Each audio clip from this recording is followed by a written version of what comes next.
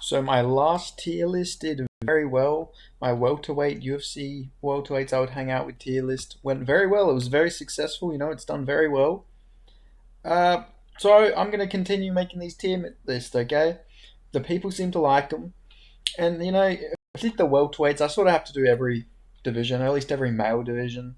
Maybe I'll do one where it's just all the females instead of doing like individual female divisions.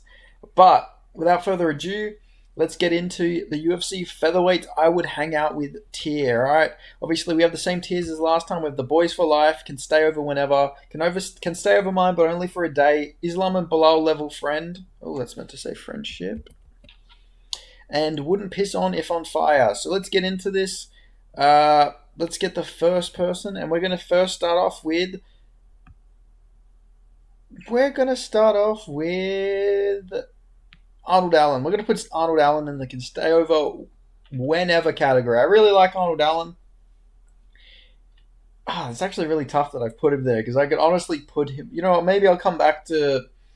I'll reorganize this towards the end, but I'm going to put Arnold Allen in the can stay over whenever category. I feel like Arnold Allen's a guy you could trust to stay around. He's a respectful guy. You'd have a lot of good inside jokes with Arnold Allen. He's got a good sense of humor.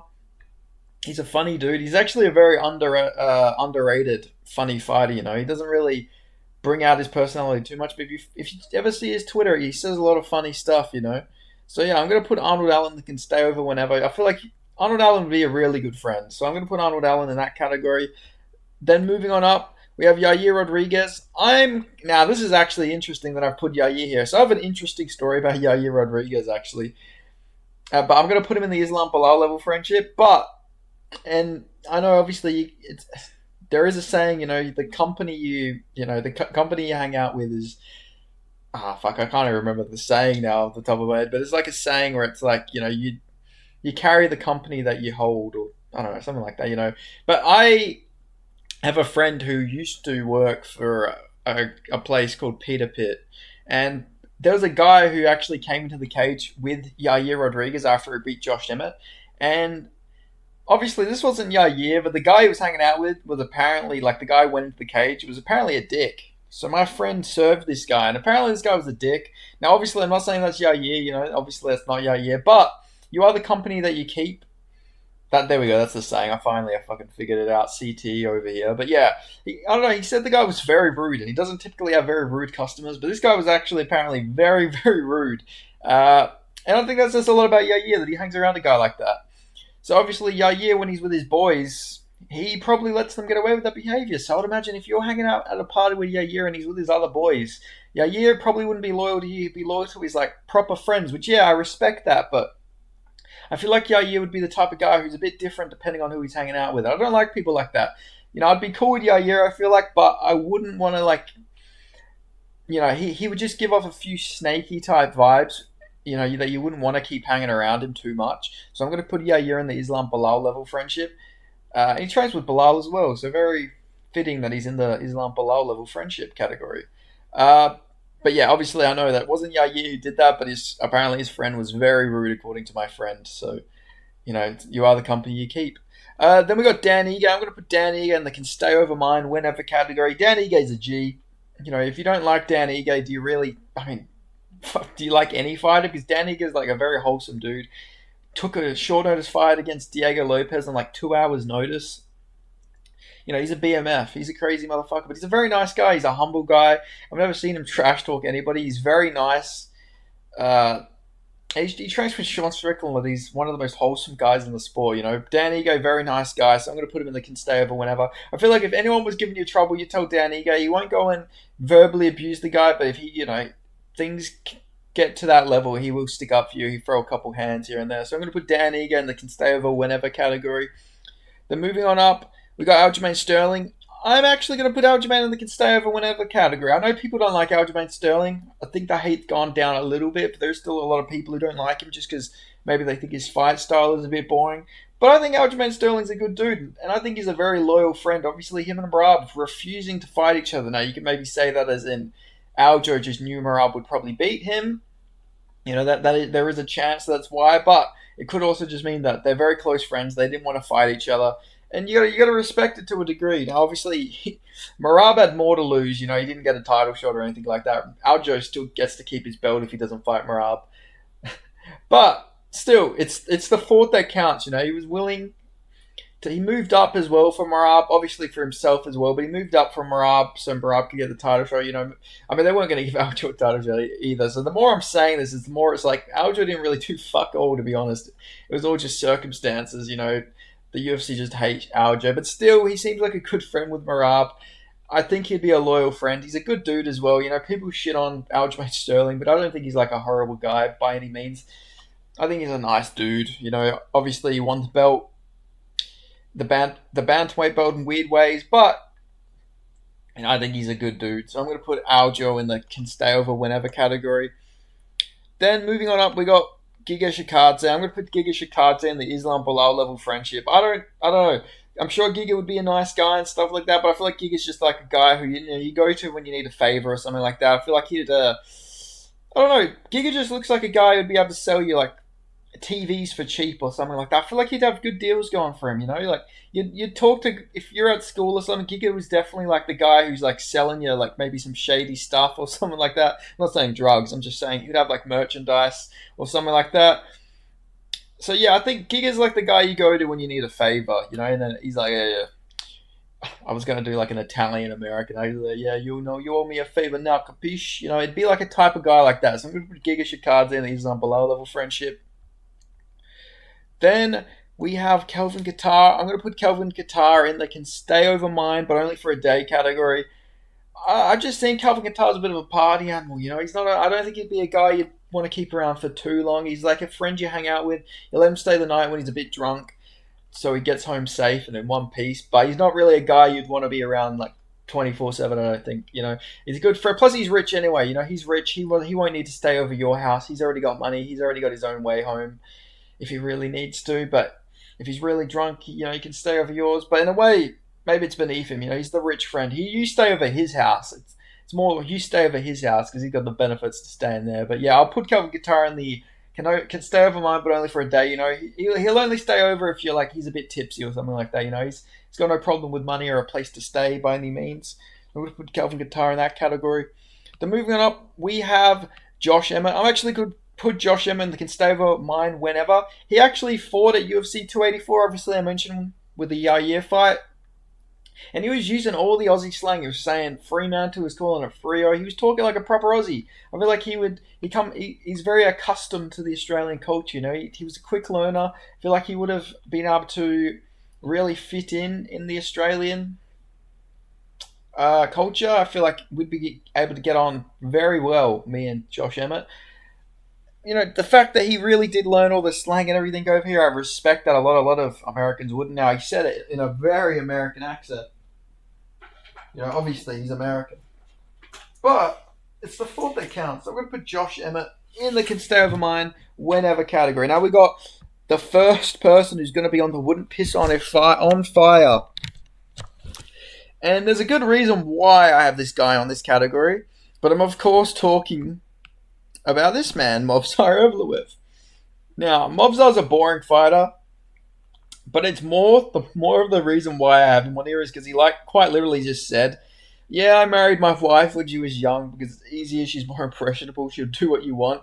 That's fucking insane. Now, that is crazy, right? He pretty much, I think he was 20 or 19 and he married a 16-year-old or something like that. It's just weird, It's not illegal, but it's just weird, right? It's very, very odd. Very, very odd. And the fact that he even said oh yeah, I looked for one who was younger so I could manipulate her a little bit is fucking crazy. So I'm going to put Movsar Evloev on the wouldn't piss on if on fire category because we don't fuck with noncery on this channel. So I'm going to put Movsar there. I'm sure he'd be a nice guy and everything, but I don't know, you wouldn't want him around your sister, or you wouldn't want him around any of your younger siblings, female siblings, female cousins, and you wouldn't want him around. I don't know, you'd have the heebie-jeebies a little bit. You'd be a bit on. You'd be on edge the whole time that he's gonna figure out a way to get himself a new wife.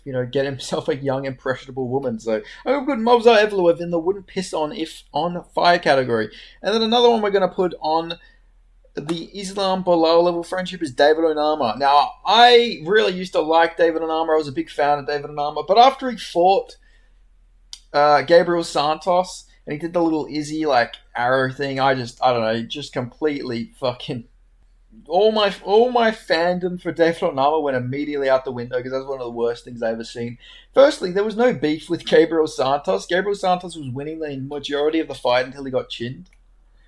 Like, is that why you did like the little arrow thing? It was just very weird. Like, there was no beef with you and Gabriel Santos. The only thing that like is remotely similar is that you fought a Brazilian, so you did the little arrow thing. I don't know. It was very weird. Very weird. Uh, so yeah, that's why I'm going to put David Onama on the Islam Bilal level friendship. I don't know. He'd just sort of be like a little bit of a try hard type kid. I feel like a bit of a anime type of guy. I don't know. I feel like it's just like one of those weird guys who runs like he does a little Naruto run with his hands behind his back.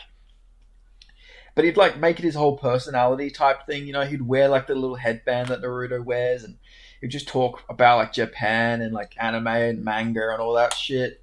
It's just something I'd really be into. You'd talk to him, you'd be nice to him, but you'd be like, all right, man, like surely you have more to bring to this conversation than talking about fucking Japanese cartoons. So that's my opinion, and he'd probably be into hentai as well. I'm just gonna throw that out there. He's an Izzy. He's obviously a diehard Izzy stan. I feel like he'd defend a lot of the weird stuff Izzy's done. So I'm putting David Onama in the Islam Bilal category, friendship category, just because I don't think he's a bad guy, but I just feel like he'd probably have been very cringe. He'd just be very cringe. Like he was generally, I had no problem with the guy before. He was like, yeah, he was a cool guy. I really liked him. But it was just that just really ruined everything of David Onama related for me moving forward. But anyway, moving on up, we have Bogdan I'm going to put Bogdan in the Islam Bilal level friendship. Actually, I'm going to put Bogdan and the Can Stay Over Mine, but only for a day category. I thought this guy was very arrogant and very rude, but he's actually a very nice guy. Obviously, when he fought Tom Nolan in the Dana White Contender Series, he was sending very weird messages with his top off and just talking a bunch of trash. But, I mean, you got to do that sort of stuff.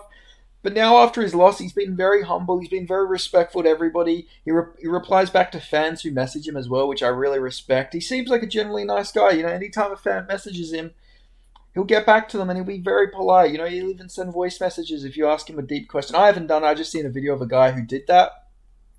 And that makes me really like Bogdan Grad. So I'm going to put Bogdan Grad in the Can Stay Over Mine, but only for a day, because he also seems like he'd be a bit of a party animal, get a bit crazy after a bit. I feel like he gives off a bit of ADHD energy, and I got that too. So mixing a bit of ADHD energy with ADHD energy is just going to go off the charts. It's not something you can do multiple days a week. That's just, I don't know, that's how you cause a massive fire. So we're going to put him in the Can Stay Over Mine, but only for a day, You need to rewind a little bit. You need to charge up a little bit. But if you got two people constantly with the same energy, chaos is going to ensue for sure. And then moving on up, we have Nathaniel Wood. I'm going to put Nathaniel Wood in the Can Stay Over whenever. Obviously, he's talked a lot about his mental problems, with anxiety and depression. So I'm going to put Nathaniel Wood in this category. He can always stay over, I feel like he'd be the type of guy you have real deep chats with, and you'd reassure him a lot. He'd reassure you when he's feeling good. I just feel like he'd be a really good friend. Plus, he's English. He's a very nice guy. He's one of the nicest UFC fighters. How could he... fuck it. I'm putting him in the boys for life category. I feel like Nathaniel Wood is like a ride or die type friend. You're friends with Nathaniel Wood. I feel like he's doing whatever he can do to help you mentally, physically. I feel like Nathaniel Wood definitely deserves that category. He seems like he's just a very loyal guy. He talks a lot about mental health awareness and all that type of stuff. I'm going to put him in this category. Now I'm going to put Lerone Murphy, who shat on Nathaniel Wood for using antidepressants. I'm going to put him in the wouldn't piss on a fire category. Not because I hate Lerone Murphy, but he's got fucking plot armor. The guy's been shot in the head. He's been run over. So I'm just going to let him stay on fire because I know he's going to fucking survive. If he was on fire, he will just fucking survive. Let's be fucking real, alright? Lerone Murphy will just survive because he's got plot armor. So I'm going to put him on that category because I know he'll 100% make it out of this. Alright, he will be fine. Because I know this guy survives everything you throw at him. Nathaniel Wood could have been in Japan when he got fucking nuked and he would survive it. He is just the ultimate survivor and nothing. Gets dropped with a big Dan Ige bomb, survives. Should lose to Gabriel Santos, but he's got plot armor. He gets a robbery decision. Just nothing can beat this guy. He just always finds a way to win because of his fucking insane plot armor. So I'm going to put Lerone Murphy in that category. Not because I hate him, but just because I know he would 100% survive. And plus, he does sort of seem like, a bit of a dick sometimes, talking shit about Nathaniel Wood's mental health and all that type of stuff. So, I wouldn't be friends with the guy, and I also, but mostly because if I was friends with him, I'd be worried that I'm going to get shot in the crossfire, or I'm going to be in like a plane with him and it's going to be some Final Destination type shit where the plane fucking explodes in half, but Lerone Murphy is somehow the only one with a parachute, or he somehow would survive a 50,000 feet fall. I don't know. Lerone Murphy just seems like he's indestructible, and I wouldn't want to be friends with a guy who's got the Final fucking Destination type curse on him. So I'm going to put Lerone Murphy in the wouldn't piss on if on fire category. Moving on up, we got Aaron Pico. Now, I don't really know too much about Pico, but, he seems like a good guy. Comes from a Californo background, so he's like a Mexican-American who's descendant of, like, the original Chicano people who lived there. I think that's what Californos are. But, yeah, I think his great-great-great-great-grandfather was, like, a governor of California or something like that. He comes from a very affluent family. I feel like he's a fucking machine as well. He's done all type of combat sports. I feel like he'd be a cool guy to hang around. You wouldn't want to mess with him. But I feel like he'd be like sort of like the quiet guy at a party. Maybe he doesn't say too much, but he's got aura about him. He's got aura. Everyone wants to be friends with him. Actually, I'm going to put him in the Islam Bilal level friendship because I feel like if I put him over, I'm going to put him over these two guys. I just feel like he would be the guy you want to be friends with, but he's just sort of cool with everyone. Nobody really has beef with Pico. Everyone knows he does like boxing and pancration and does wrestling. Everyone knows, not to mess with him. He's just a bit of a quiet guy. Doesn't really say too much, but he's just got an aura about him. So I'd put Aaron Pico in that category where you want to be friends with him. You want to say you're friends with him, but in this circumstance, we're Bilal and he's Islam, and he's like, yeah, we're cool, but like, you maybe think you're a bit closer than you actually are. Then moving on up, we got Darren Elkins. I'm going to put Darren Elkins in the Islam Bilal level friendship. No way in fucking hell is Darren Elkins staying over my house and bleeding all over the floor. I feel like Darren Elkins will stub his toe and somehow his head will start bleeding. That is the level of scar tissue Darren Elkins has. I would be so worried. I would come back to my house or come back to my room. Maybe Darren Elkins is like playing PlayStation or something. You got to take a piss while he's playing, and he somehow, I don't know how he's done it, but he's like put the controller at his head. He's accidentally tapped his head, very slightly tapped his head, and now he's gushing out with blood like prime Ric Flair in 2006. I feel like that's what would happen with Darren Elkins. I feel like he would absolutely be gushing blood out any little small hiccup he takes.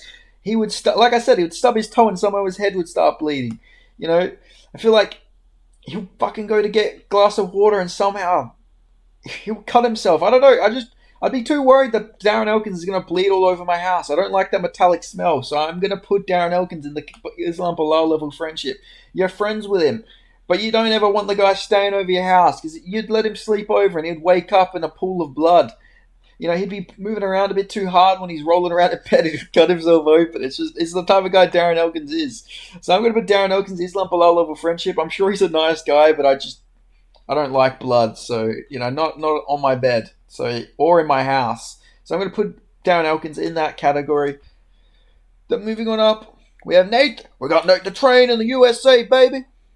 Tennessee, stand up. Can stay over whenever. Nate the Train, baby. I love Nate the Train. I'm going to put him to stay over whenever.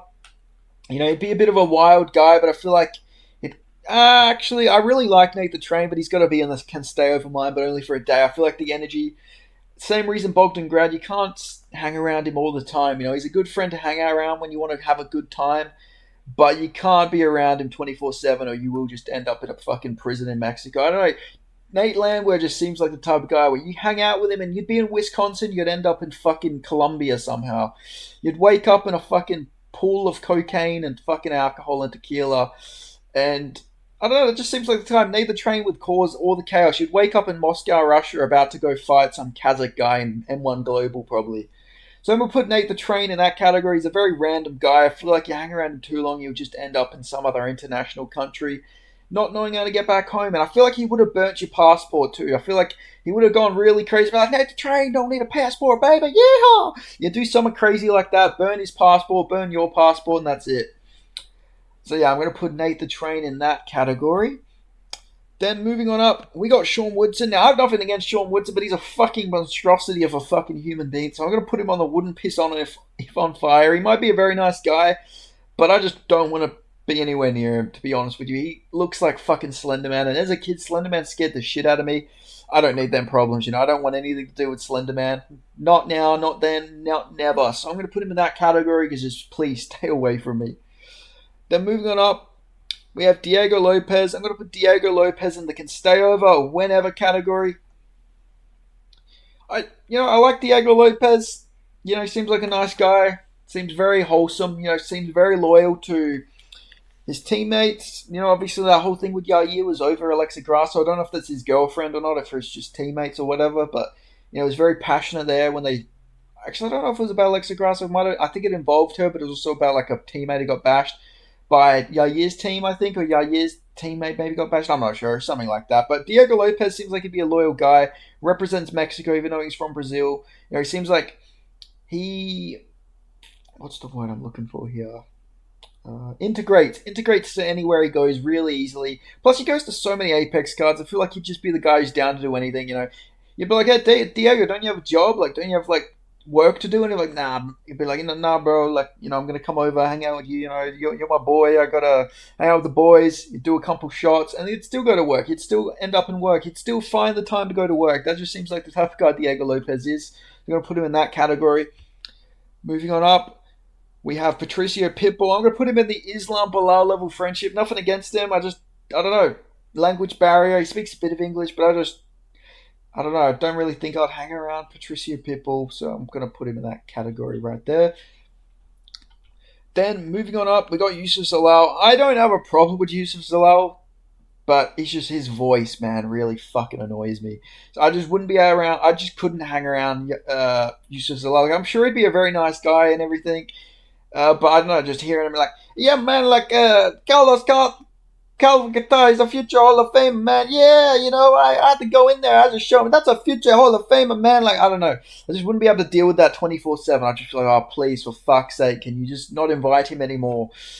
So I'd just put him on there out of necessity. Not because I dislike him, but just because I wouldn't be able to listen to his voice 24/7, let alone for an Islam Bilal level friendship. So I'm going to put him in that category.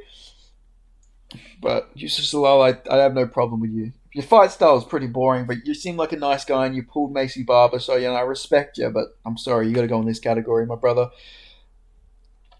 Then we got Gene Silver. Gene Silver is going on the wouldn't piss on if on fire category. I'm sorry, Gene Silver, but you bark way too much for any growing normal man. Listen, we're all a little autistic, all right? I'm fucking autistic, but you're just next level, brother. Even I'm like, oh fuck it, someone shut that fucking tarred up. I get to that level, and I am fucking on the spectrum here, buddy.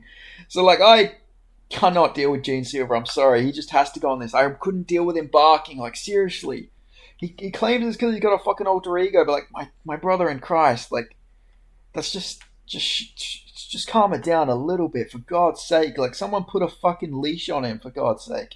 He needs to calm down. Every time he's barking. It's just, I wouldn't be able to deal with it. Eventually, you'd just snap.